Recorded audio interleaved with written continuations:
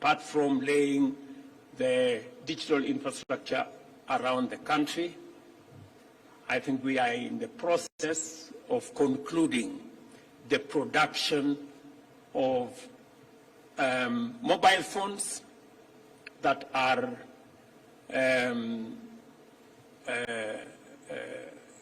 enabled, smartphones, let me just put it that way, smartphones and smart gadgets that will be produced in Kenya that are G5 enabled, so that from the comfort of your phone, using your phone, you can be able to not only transact, you can also, and we want to make it available at less than $40.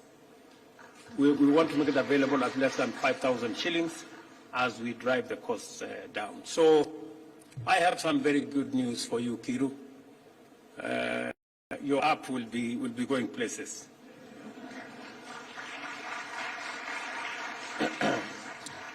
I am very happy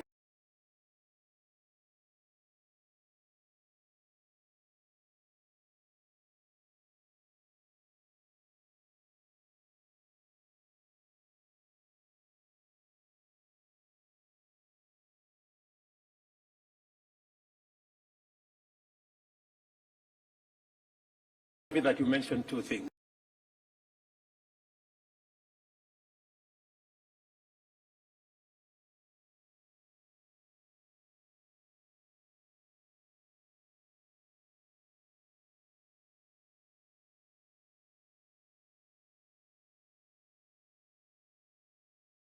In both national and county governments, currently 3,000 services are available on the e-Citizen platform, and by June 30th, we plan to onboard 5,000 services. We are also working on our government ICT core systems to ensure a fully digital government.